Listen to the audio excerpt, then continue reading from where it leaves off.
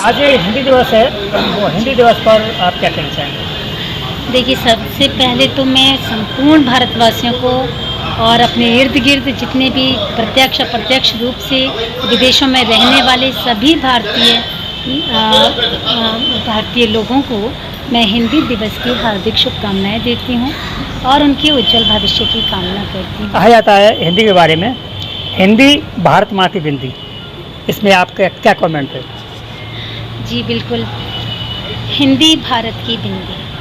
जैसे कि एक स्त्री की शोभा माथे पर, ललाट पर जिस बिंदी के लगाने से बढ़ जाती है, द्विगुणित हो जाती है उसकी शोभा, ठीक वैसे ही हमारी भाषा हिंदी जो संपूर्ण भाषाओं को एक ललित, उसमें लालित्य है, उसमें एक सौम्यता है, उसमें सहजता है, सरलता है, मधुरता है, प्यार है। तो ये शब्द और ये विशेषण जो दिया है हिंदी भारत की बिंदी, ये बिल्कुल सटीक है और मैं इससे पूरी तरह से सहमत हूँ। आज हिंदुस्तान की एक मातृभाषा हिंदी है और फिर व्यवहारिक रूप में यहाँ के लोग, कुछ लोग भी हैं जो व्यवहारिक रूप में हिंदी को अपनाने से कतराते हैं, ऐसा बिल्कुल सही कहा, कतराते हैं। ये एक फ़ैशन का दौर चल रहा है और इस फ़ैशन के दौर में यदि कोई अपने ही मातृभाषा हिंदी को जो भूल के, उसका तिरस्कार करके यदि कोई अंग्रेजी को बढ़ावा देते हैं तो ये उनका एक गलत नज़रिया है मेरे दृष्टिकोण से। क्योंकि हम हिंदुस्तानी हैं, हमें गर्व होना चाहिए हिंदुस्तान में रहकर। अपनी जो हिंदी भाषा है वो वाकई हमारी एक पहचान है, हमारी शान है, हमारा अभिमान है, हमारा गौरव है। तो इसलिए इसे बोलने में संकोच नहीं करना चाहिए। हिंदी और इंग्लिश जो वो भी इंटरनेशनल भाषा है वो, तो हिंदी और इंग्लिश में व्यवहारिक रूप से आप क्या अंतर समझती हैं? अंतर तो नहीं है, मैं मानूंगी भाषा दोनों ही हैं। अंग्रेजी भी अपनी जगह है और आज भी विकास के बढ़ते कदम पर यदि हम विकासशील देश की श्रेणी में आना चाहते हैं तो बदलते परिवेश में स्वयं को बदलना, ये आज की सोच है, बिल्कुल सही है। और प्रकृति भी कहती है कि changing is the nature of law. तो परिवर्तन होना चाहिए, लेकिन फिर भी अपनी संस्कृति, अपनी सभ्यता को हमें विस्मृत नहीं करना चाहिए, भूलना नहीं चाहिए। क्योंकि जड़ से सदैव जो जुड़े रहेगा वही आगे शीतल छाँव पाएगा और देगा भी। हिंदी के सम्मान में, क्योंकि आप हिंदी की हेड भी हैं दाऊदियाल डिग्री कॉलेज से, तो हिंदी के सम्मान में हम कुछ चाहेंगे कि आपको सुनाएं। लेकिन भाषा जो हिंदी है ना, उसके शब्द मैं कुछ कहूँगी इन पंक्तियों के माध्यम से। भाषा ललित कला सहित रखिए भाव विचार, कथ्य शिल्प संगीत से सजते शब्द हजार। सजते शब्द हजार स्वस्थ साहित्य कहाए, गद्य पद्य की विधा सिमट कर सब इसमें आए। जीवन के बहुरंग बिखेरे आस निराशा, हिंदी का साहित्य अमर है, हिंदी भाषा। हिंदी कभी नहीं मिटेगी और हिंदी का अस्तित्व सदैव सदैव चिरस्थायी बना रहेगा। और इसलिए मैं हिंदी को, जब तक मैं इस पृथ्वी पर हूँ, मेरा अस्तित्व है, तब तक मैं हिंदी की पूरी तरह अपनी साहित्य साधना में निरंतर अपने साहित्यिक पथ पर चलती रहूँगी। और हिंदी के प्रति मेरी पूरी सहानुभूति नहीं, मेरा अभिमान है। इसलिए मैं गर्व से एक हिंदुस्तानी होने का अपना एक अलग ही अस्तित्व कायम रखूँगी, ये मेरा विश्वास है।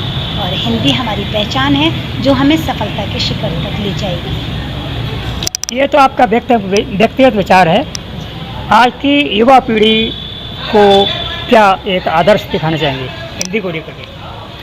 हिंदी को लेकर के देखिए, आदर्श की बात यदि आप कहते हैं तो सबसे अभी हाल ही में मैं कहूँगी कि हिंदी एक ऐसा विषय है, एक ऐसी भाषा है जिसे आज के विद्यार्थी लोग बड़े नीरसता भरी दृष्टि से देखते हैं, उसे बड़ा उदासीन उनका दृष्टिकोण होता है। लेकिन हिंदी कोई ऐसा विषय नहीं जिसके प्रति इतनी उदासीनता रखी जाए, क्योंकि आज हिंदी में इतने रोज़गार के अवसर हमारे छात्र छात्राओं को मिलने वाले हैं जिन्हें उसे और आगे आना चाहिए हिंदी विषय को पढ़ने के लिए। देखिए, हमारा विदेशों में इसकी खासकर जर्मनी में 6 यूनिवर्सिटी हैं जहाँ पर हिंदी को बढ़ावा दिया जाता है।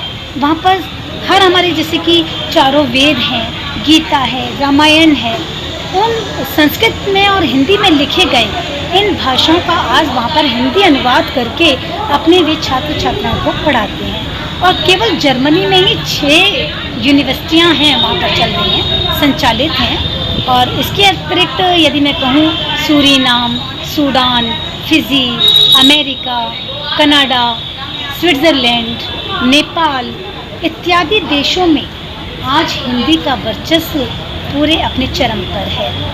तो इसलिए छात्र छात्राओं को कभी उदासीनता नहीं बरतनी चाहिए हिंदी के प्रति, क्योंकि G20 का जो अभी हाल ही में हमारे देश में हमारा जो एक इतना बड़ा मेज़बान बना हमारा भारत देश पूरे विश्व की, जिसमें 20 कंट्रीज़ हमारे यहाँ जो आए विश्व के, उन सभी को आज हिंदी भाषा में इतना गौरवपूर्ण सम्मान उनको अपने आप में महसूस किया। और हिंदी का हिंदी की भाषा और हिंदी का ही पहनावा, चाहे वो साड़ी में हो या खादी में हो, आज उन्हें हिंदी से प्रेम हुआ।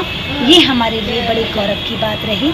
और हमारा G20 कार्यक्रम दिल्ली में मोदी सरकार ने बड़ा ही सफल करके दिखाया।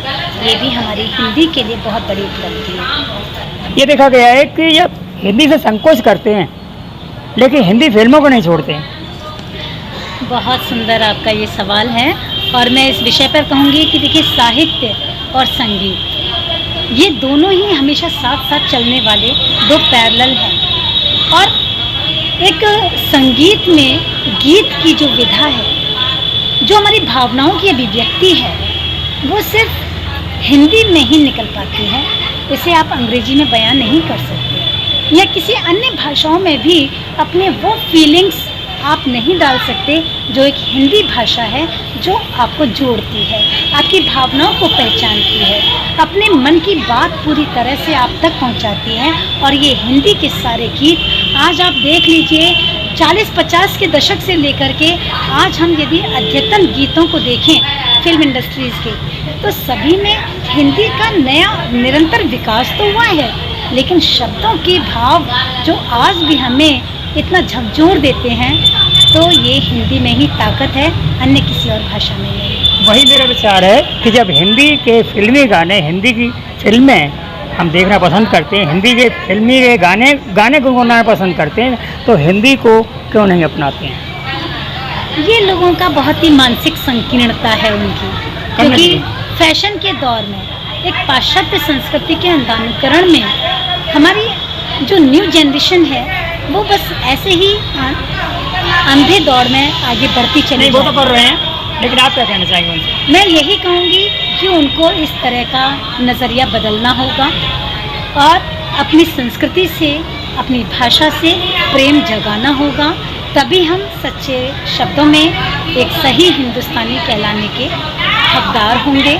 और यही हमारे हिंदी दिवस मनाने का एक संकल्प पूरा होगा और एक सम्मान भी होगा। और एक यही हमारा